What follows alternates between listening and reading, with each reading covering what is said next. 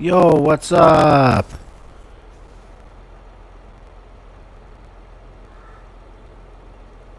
How's it going, Owen Herbert?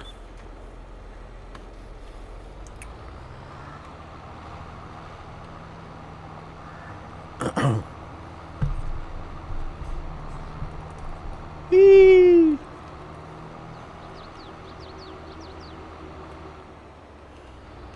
Not much. Yeah, same here. Not much other than it's Canada Day. So I'm gonna go to the fireworks in a couple hours.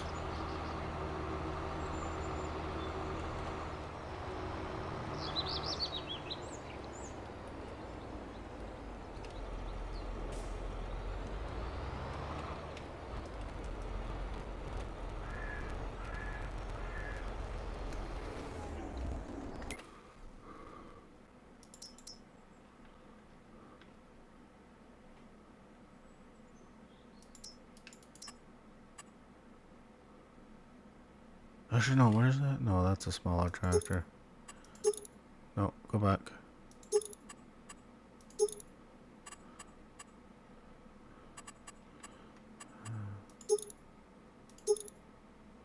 Wait.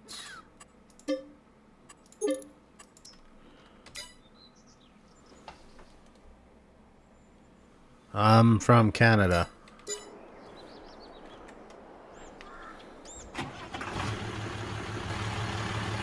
I am from Canada.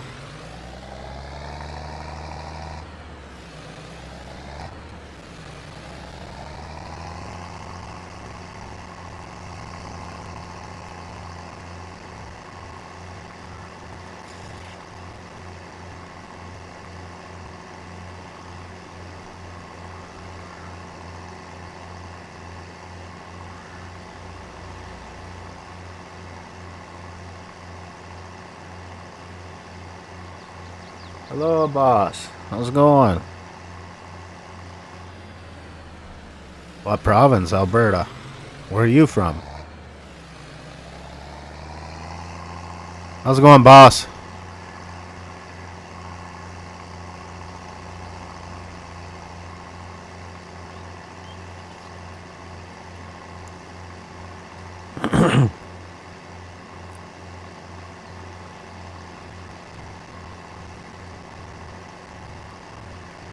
Ontario, nice. I have a lot of Canadians and Filipinos in this channel, mainly, and a little bit of Americans. Ontario. Yeah, I'm from Alberta. You are west, and I'm somewhere, wherever Alberta is. I think north. Where's BC north? I don't know. Down south.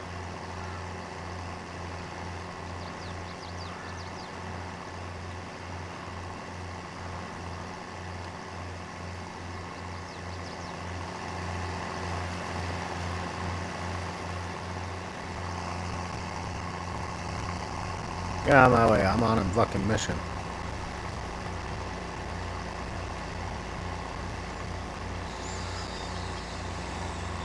No, but isn't Ontario west? I don't know.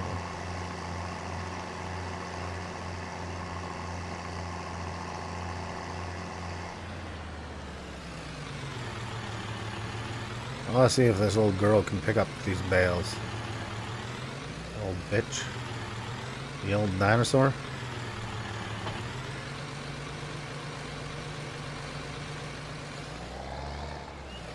Let's see. What do you got here? What do we got for comments?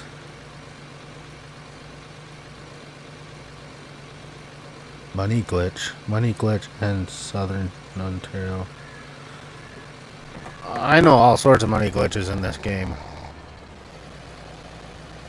Haha, this tractor's not gonna cut it. We saw this tractor. That tractor is not gonna cut it.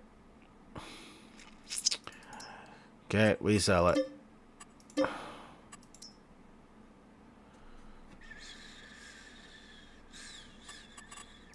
Yeah, like I can show you a money glitch right now.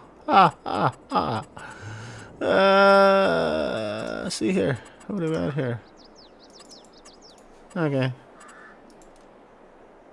Spawn restricted.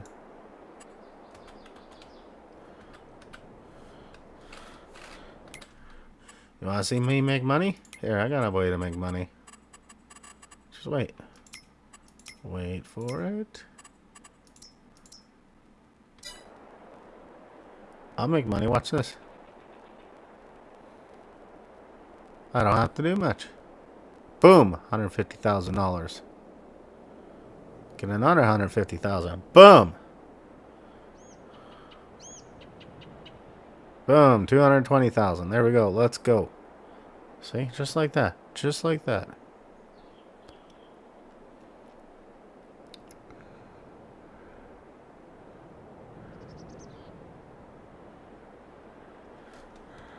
That's how you make money.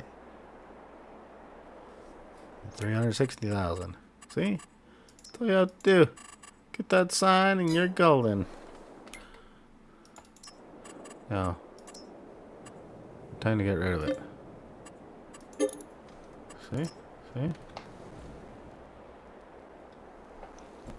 I only run the sign one. I don't run the other ones. I try not to run the money ones because really, this map, I didn't really. That's the first time I ran money one on this map. This map came with a lot of money, so I'm not worried about it.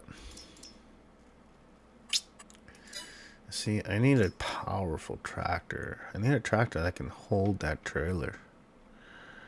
That guy was just too small. 7 tons. 7 ton. There's a 10. 9.6. Sure, let's stick with that big boy. Michelin.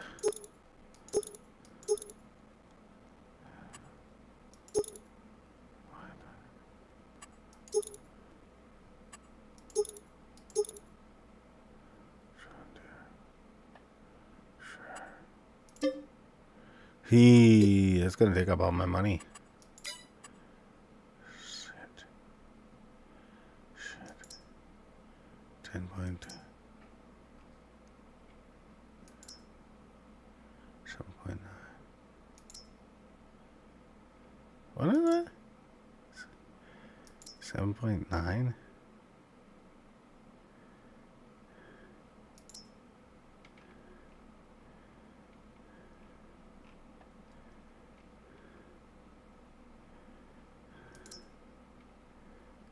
.3.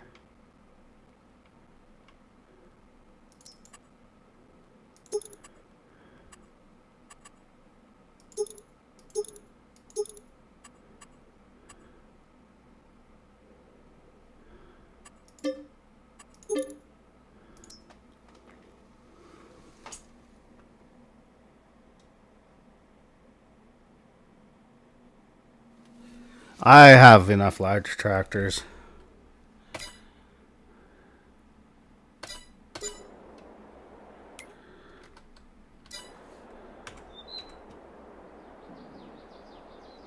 Oh, I left the beacons on my other tractor.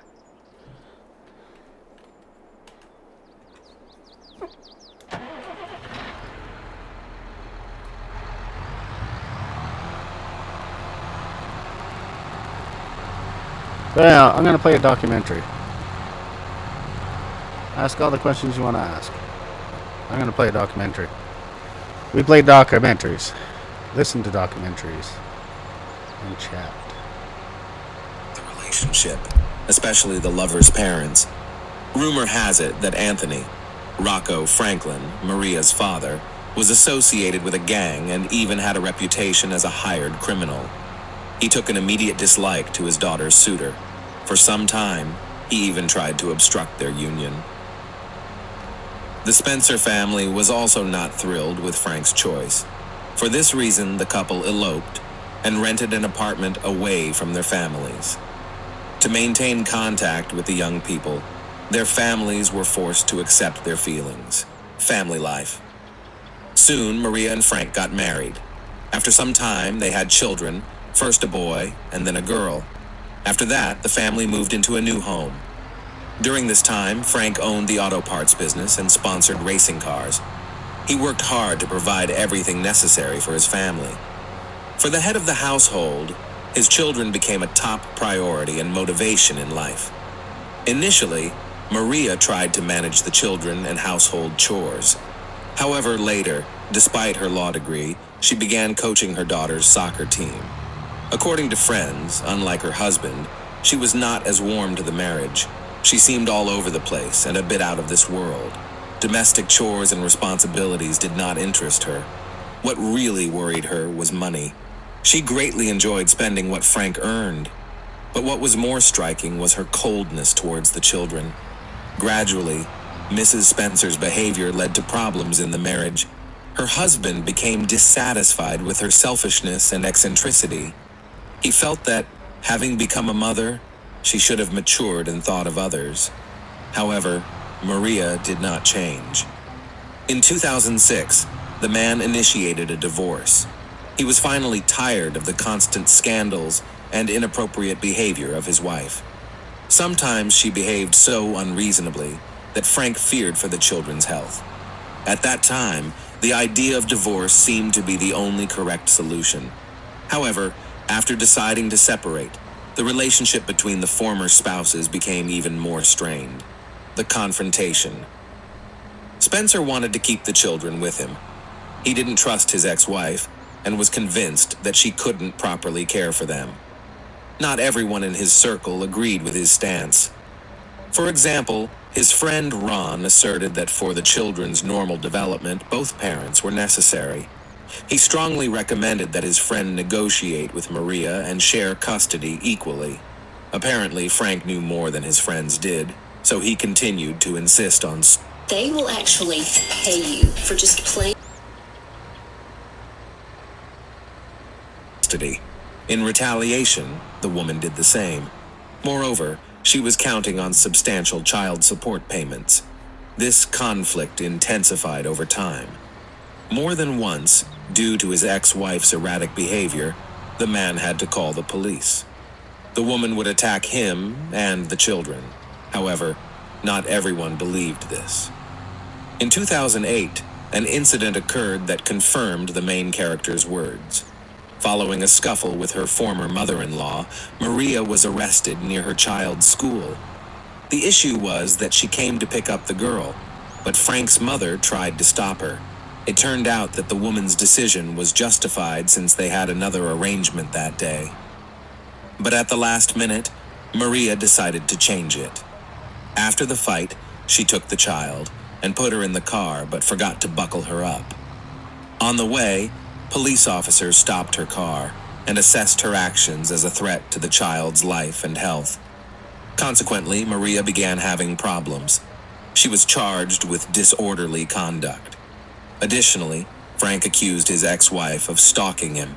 He claimed that she had repeatedly followed him. For this reason, she was charged with another crime. However, the prosecution could not prove a threat to the child's life. Therefore, the authorities agreed to drop the charge in exchange for her guilty plea to disorderly conduct and stalking. Ultimately, Maria admitted her guilt and was fined $600. But even this event did not make the woman reconsider her behavior. Quite the opposite occurred. The ex-wife became more embittered. After this case, Frank's acquaintances and relatives increasingly heard complaints from him. He reported that Maria had escalated to threats, and her stalking continued. Later, some of Mrs. Spencer's colleagues confessed that she had repeatedly said how much she hated Frank and was ready to end his life. Because of this, one of her co-workers jokingly nicknamed her the Black Widow. At the same time, the man tried to keep calm and smooth over the rough edges. He repeatedly tried to talk to his former beloved, but she did not cease. The hero of the story even began documenting all conflicts. He did not want to cause her legal trouble, but he did it in case something bad happened. He just wanted to live and work in peace. But Maria clearly went too far. Escalation of the situation. By 2009, the Spencers' divorce process seemed endless. All this time, the children were with their mother. Frank tried not to despair and eventually met a woman named Julie Dent. Soon, the pursuer learned about her ex-husband's new relationship. According to her words, she didn't care that Frank was dating Julie. What bothered her most was that the rival had found a connection with the children. However, the man thought otherwise. He knew that the cause of all the troubles was his ex-wife's intense jealousy. After this event, Maria became completely enraged. In February 2009, she sent a voice message to Julie, warning her not to come near her children. However, the situation truly escalated when the main character's father-in-law was released from prison. After 5 years of incarceration for fraud, the criminal's reputation had only worsened. For Frank, this meant more trouble since he knew the fierce temperament of his former relative well. Many believed that Maria had inherited her character from her father. At this time, Spencer's circle noted that he had become pensive and worried, and not without reason. The first crime. After Rocco's release, a robbery occurred at Frank's office. Important documents that could have influenced the divorce proceedings were stolen. The next day, Maria called her ex-husband and mentioned that she found a trash bag with interesting contents on her porch. Frank understood what she was referring to and advised her to return what was taken. Additionally, he reported the break-in to the police. However, proving anyone's involvement in the incident was unsuccessful. According to detectives, no traces of the perpetrators were found. Nevertheless, everyone understood Maria and her father's interest in committing the crime. The investigation also considered the ex-wife as a suspect. Ultimately, the case investigation was discontinued. At the same time, thanks to the efforts of law enforcement, Maria handed over the acquired documents to the owner. Most likely, they simply contained nothing substantial that could be used in court. Thus, the lack of evidence was perceived by Spencer's pursuers as a license for impunity.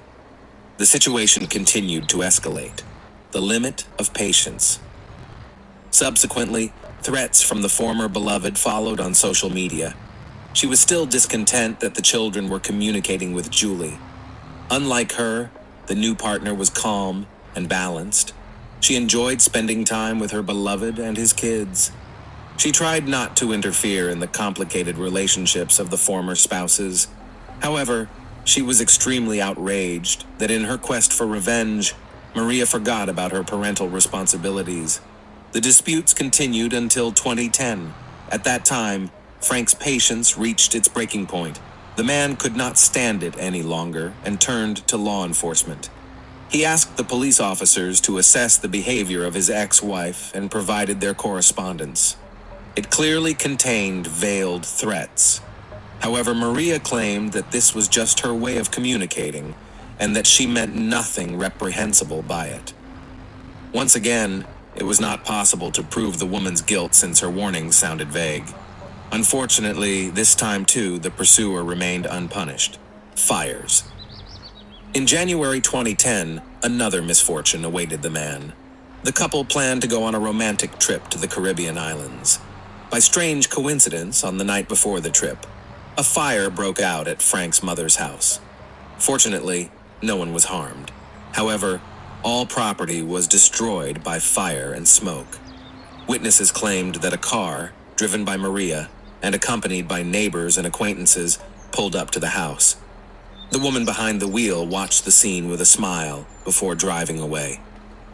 After the fire service extinguished the flames, a dog belonging to one of Frank's children was found among the ashes. Tragically, it did not survive that fateful night. Spencer was forced to call the police again. No one believed the fire was an accident. This time, Maria's actions had gone too far. It was clear she would stop at nothing to achieve her goals. Nevertheless, no evidence of deliberate arson was found as it likely was destroyed by the fire. Thus, the fire was deemed an accident. After this, the frenzied woman sent Frank a message in which she subtly gloated, writing about how karma had caught up with him, and for her ruined life, he might face yet more repercussions. Later, the pursuer began sending similar messages to Julie. With the police's inaction, Maria's audacity grew. She became so emboldened that she could afford public threats against her ex and his new partner. A few months later, a fire occurred at Julie's house. This time, the situation could have been much worse. She was home when the fire started. She managed to escape by jumping off the porch roof. Miraculously, she was unharmed, which could not be said for her home. It was not completely destroyed, but was rendered uninhabitable. Consequently, Frank invited his beloved to move in with him. Naturally, the young couple feared this would only anger his ex further, but they had no other options. At the same time, the cause of the fire was being investigated. The similar modus operandi made it clear whose handiwork it was. Since the woman's home was in a different county, the couple hoped for an impartial police investigation. However, even this time, they were of no help. Due to the lack of evidence, the fire could again be dismissed as a bizarre accident. Nevertheless, Julie was determined and appealed to higher authorities. This moved the investigation forward. Unexpectedly, flares were found in the applicant's backyard. One was damaged and lay nearby in the grass. Detectives also found another similar one, which apparently had caused the fire. Additionally, experts determined that the steps on the home's terrace had been doused with a flammable mixture. Eventually, after all inspections and expertise, arson was recognized as the cause of the fire. However, as before, no perpetrator was identified. Due to the lack of direct evidence, the potential criminals again evaded punishment. A cold summer, 2012.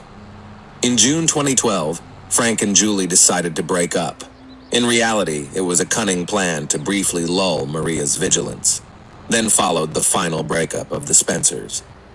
Unfortunately, the long-awaited peace did not come. Just a few weeks later, Frank was found deceased.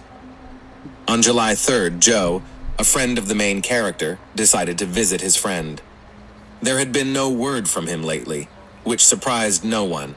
The man had recently gone through a divorce and wanted some solitude. However, there was urgent business. The friends had spent many years karting with their children. Their team was in the midst of a big series they hoped to win, but unexpected breakdowns could ruin the desired result. Since Frank was not responding to phone calls, Joe decided to visit him personally. Arriving at the cottage, the man grew anxious. The front door was slightly ajar, and there were stains near the threshold. His fears were confirmed as soon as he entered the house. His friend lay on the floor, lifeless. Frank's face was so serene it seemed as though he had finally found the peace he desired. The man circled the body and noticed dried blood in the ear. Without hesitation, the accidental witness called emergency services. When the news of the incident spread around the district, everyone knew who was behind such a monstrous crime. Nevertheless, it was up to the detectives to sort everything out on their own. Investigation. Experts who arrived at the scene found large pools of blood and several extensive drag marks. Additionally, a clear shoe print was discovered on the floor, and bloodied gloves were found in the kitchen. These physical pieces of evidence were sent for analysis. Subsequent investigation revealed that the bloody shoe print matched the model and size worn by Rocco, Maria's father.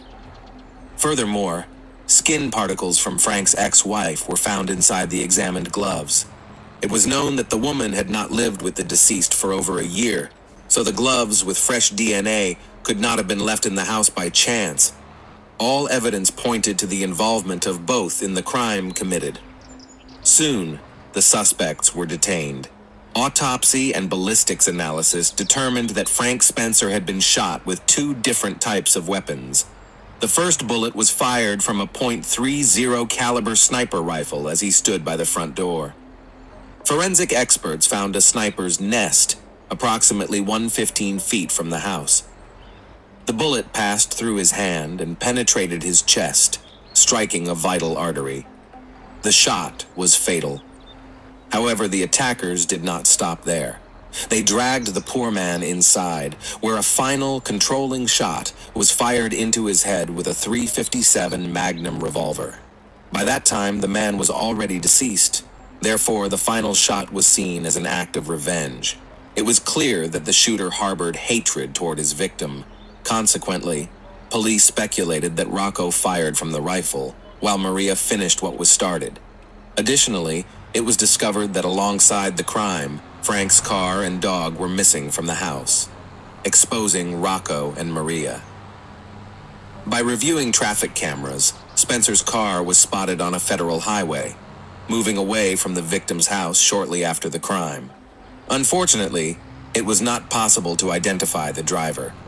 Eventually, the vehicle was found in Sunbury, Pennsylvania, 27 miles from Frank's home and 5 miles from Maria's residence.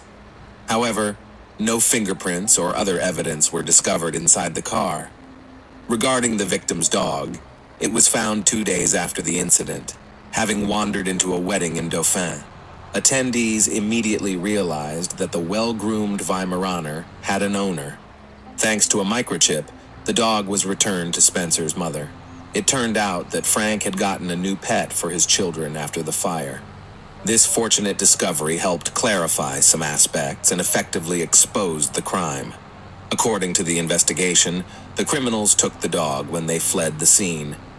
On their way home, Rocco stopped, and during this time, attracted by nearby food smells, the dog managed to escape. Subsequently, it ended up at a house where a wedding ceremony was taking place. This allowed detectives to prove that Rocco's phone pinged near the celebration site on the day of the crime, while his residence in Harrisburg was 12 miles away, contradicting his assertion that he was at home. Likely, it was Maria's idea to take the dog to the children, but this decision proved to be a mistake. During questioning, Rocco admitted that his son-in-law had repeatedly asked him for help and had visited him the day before his death, which explains the traces found at the crime scene.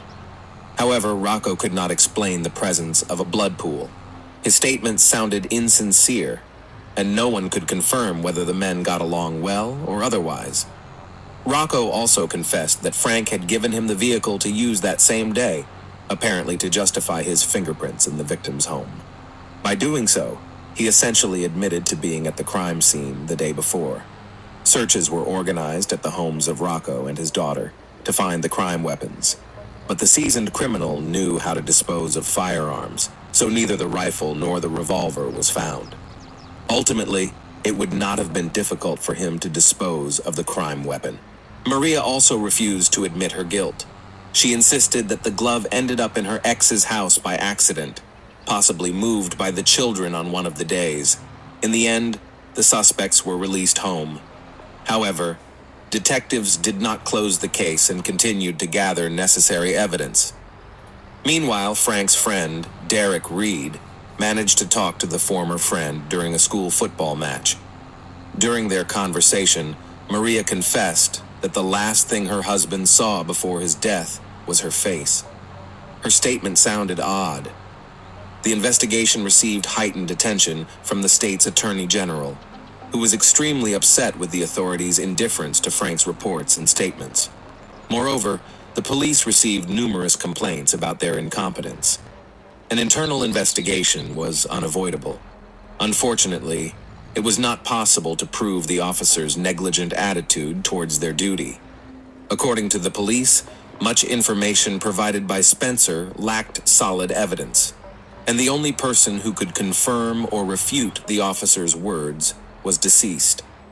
The public and the victims' relatives were extremely outraged that their petitions yielded no results. Meanwhile, investigators tried to prove the suspect's guilt not only in the crime, but also in stalking and other offenses committed earlier. In 2013, a major interrogation was organized. At the same time, Maria and Rocco continued to claim their innocence, denying all 12 charges against them. Their unwillingness to cooperate with the investigation led to accusations of providing false testimony. Prosecutors believed that the suspects arrived at Spencer's house together. They chose not to use their own transport to avoid drawing attention, thus they fled the scene in the victim's car. In late 2014, Maria was arrested again. By this time, Rocco had managed to flee. After the last interrogation, he boarded a plane and flew to Colombia. The investigation interpreted the man's behavior as flight and proof of guilt. For 11 months, the criminal was elusive. Eventually, he was apprehended in Buenos Aires, Argentina, after being arrested by local police and fighting extradition to the U.S., however. The criminal's efforts were in vain, and he was sent back to his home country. Justice. In the fall of 2015, Maria's trial took place. She continued to deny her guilt and shifted the blame to her father. The accused claimed she loved Frank and never wished for his demise.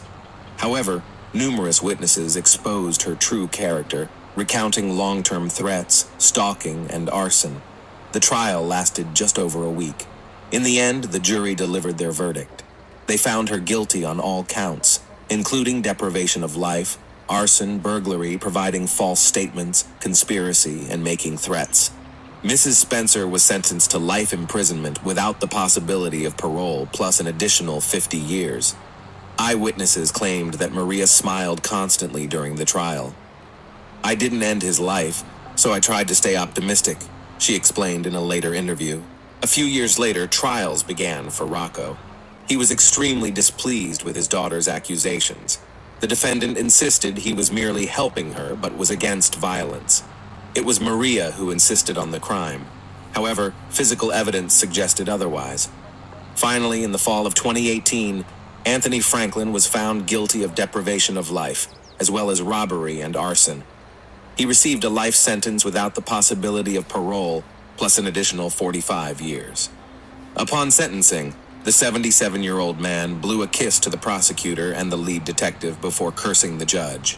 Years later, Rocco sought a retrial, claiming his defense attorney had been ineffective, which led to his conviction. Maria also attempted to appeal her case. However, both father and daughter's efforts were fruitless. Every divorce comes with negative consequences. For some, it manifests in financial difficulties and emotional turmoil, leading to changes in social status and lifestyle. Over time, things typically settle into place. For Frank Spencer, however, such a breakup proved fatal. It must be said that the relationship he was in was horrendous. The man had harbored a serpent at his bosom and signed his own death warrant. Thanks for watching, guys. Subscribe to my channel. There are many shocking stories ahead of you. Try our frozen root beer with sweet cream.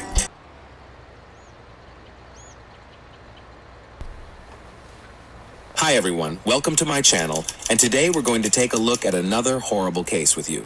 A psychological exhumation changed the outcome of the investigation 4 years later. A psychological profile is called a detailed examination and analysis of a person's personality, their character traits, behavioral peculiarities, emotional state, intellect, self-esteem, and the motivations behind their actions. To compile such a profile, experts typically resort to methods such as interviews, various psychological tests, observations, situational modeling, and even analysis of social media pages. But what if the person has long passed away and you need to create their psychological profile and assess their emotional state shortly before death? The case of Kristen Trickle is quite complex and, one might say, unique in its kind. It is referred to as the first instance of psychological exhumation in forensic history, conducted to uncover the motivations and thought processes of a young woman who suddenly decided to settle accounts with life.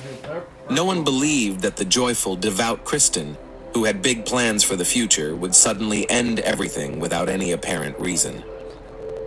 The forensic pathologist's conclusions supported the main theory, but an experienced psychologist managed to uncover the truth. The main problem was the time that had passed since the tragedy. Years had gone by, but eventually, this did not prevent the conviction of the criminal, who was sure he had gotten away with it. The love story of Kristen and Colby Trickle. Kristen Trickle, née Reese, was born on August 14, 1993, in a small town in southeastern Nebraska. Her child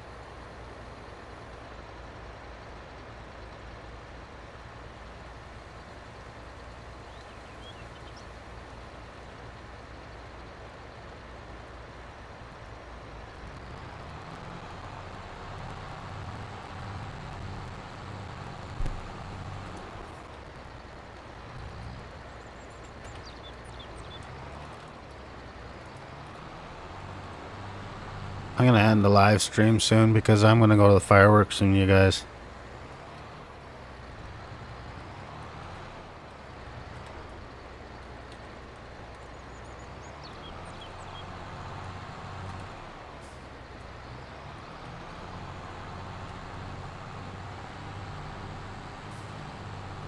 It's Canada Day.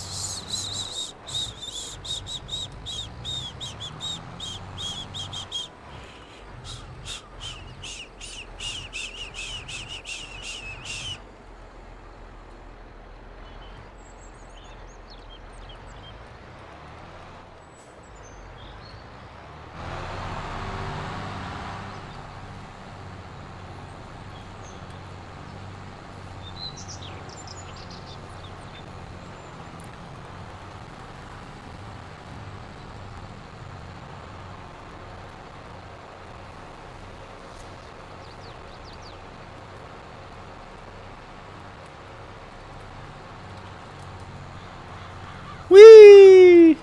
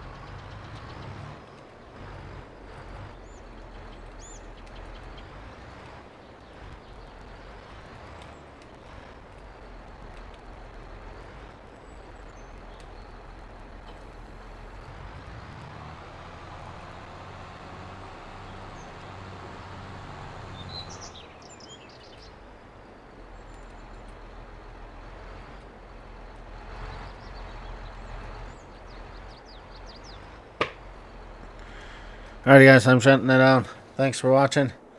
Much love. Much appreciated. Nicole, you know how to message me. Talk later, guys.